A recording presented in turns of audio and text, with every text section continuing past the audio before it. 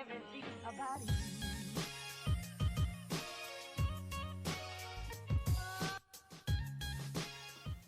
Hola a todos, espero que estén súper bien. A continuación, en este video vamos a hablar del movimiento en dos dimensiones, cinemática en dos dimensiones, que viene a ser la composición del movimiento en una dimensión dos veces. Pero son movimientos en ejes diferentes. Tenemos el eje Y y el eje X, ¿cierto? Eje Y, eje X. Como tenemos este movimiento compuesto en dos ejes, gracias al beneficio que nos dan los vectores, podemos trabajarlo de manera vectorial como una ecuación acoplada, con un vector que se mueve en el eje Y y con un vector que se mueve en el eje X. Esto nos va a permitir describir el movimiento de los objetos en dos dimensiones. Esto mismo se replica cuando queremos trabajar a tres dimensiones. Trabajaríamos con una ecuación en el eje X, una ecuación en el eje Y y una ecuación en el eje Z. Y esto nos permitiría movernos en un volumen, algo parecido a lo que nosotros observamos en nuestra vida, un movimiento en tres dimensiones. Específicamente para un movimiento en dos dimensiones tenemos que tener en cuenta la composición del movimiento. Por ejemplo, si tenemos un objeto cayendo a una velocidad, esta va a acelerar gracias a la aceleración de gravedad. ¿De acuerdo? Si nosotros lanzamos un objeto en una dirección, este objeto llevará un movimiento dada la velocidad que uno le da al inicio, pero como se mueve en el plano, este no se ve afectado por la aceleración de gravedad y mantiene una velocidad constante. ¿Qué es lo que ocurre?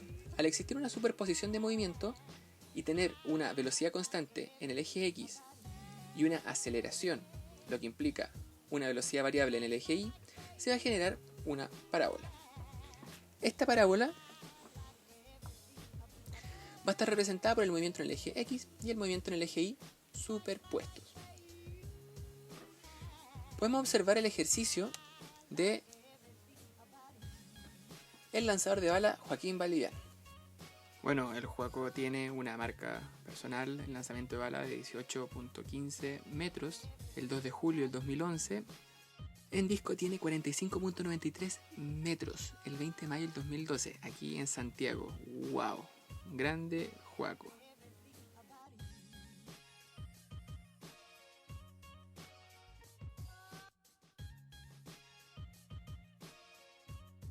Quien mide una altura aproximada de 1,80 m, quien logró el récord nacional juvenil con una distancia de 20.19 metros de lanzamiento.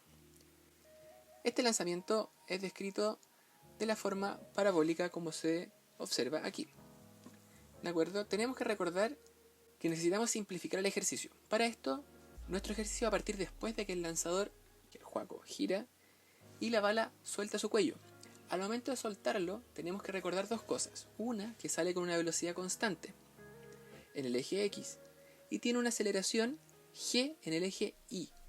¿De acuerdo? Entonces, podemos entender que la velocidad inicial es una composición de vectores. Entonces nuestro vector va a ser la velocidad inicial coseno del ángulo en el eje X y la velocidad inicial en el seno del ángulo en el eje Y. Si nosotros sumamos los componentes, observamos el vector como lo vemos acá, y si sacamos el módulo tenemos nuestro b sub 0. El ángulo lo definimos como máximo,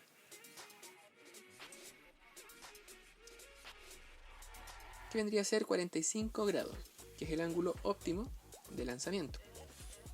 Podemos trabajar esto por partes. Ahora trabajemos en el eje X.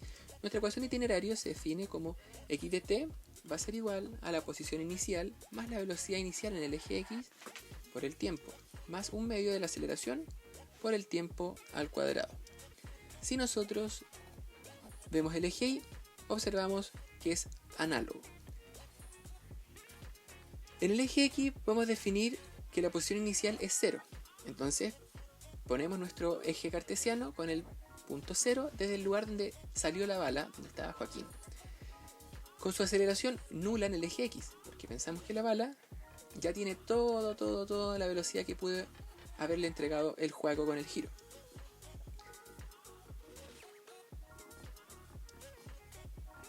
Y luego la aceleración en el eje X también va a ser nula. Velocidad constante, posición inicial 0, aceleración nula. Por lo tanto, podemos ver que en el eje X solo tenemos la velocidad en el eje X por el tiempo, que va a ser igual a la velocidad por el coseno del ángulo de lanzamiento. Y esto lo podemos reescribir gracias a las propiedades trigonométricas, como la raíz de 2 dividido en 2 por la velocidad al cuadrado. Ahora, la altura en el eje Y podemos definir la posición inicial como un h, ¿sí? Este h va a ser la altura de Joaquín Valdivia, que es 1.8 metros, pero hasta el momento no lo vamos a utilizar. Definimos la aceleración como negativa, porque ésta se acerca hacia la Tierra, ¿sí? Y podemos describir el seno de 45 como raíz de 2 medio. Por lo tanto, nuestra ecuación de itinerario, que ya habíamos descrito, queda como la posición para todo tiempo t va a ser igual a la posición inicial h más la velocidad inicial, que es el seno de 45 por el tiempo, menos un medio de la gravedad por el tiempo al cuadrado. Reemplazamos y obtenemos esto. Ahora podemos despejar el tiempo de la ecuación en el eje X, donde nosotros conocemos la distancia final. Sabemos que a una distancia de 20.19 metros, que es el lugar donde la bala tocó su distancia más lejana, que es el récord del Joaco, obtenemos que d va a ser igual a la raíz cuadrada de 2 dividido en 2 por la velocidad inicial por el tiempo en este punto. Despejamos el tiempo y obtenemos esto. Como es una ecuación acoplada, la que se mueve en el eje X y la que se mueve en el eje Y, podemos utilizar este tiempo y reemplazarlo en la ecuación del eje Y. Importante, en el instante que toca el suelo recorre una distancia d, entonces la distancia recorrida en el eje X va a ser d. Y en el instante que está en el suelo, la distancia recorrida en el eje Y va a ser 0.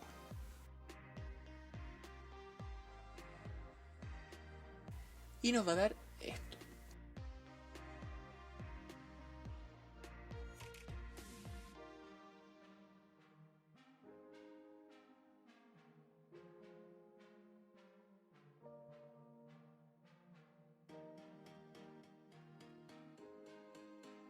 Luego obtenemos lo de aquí.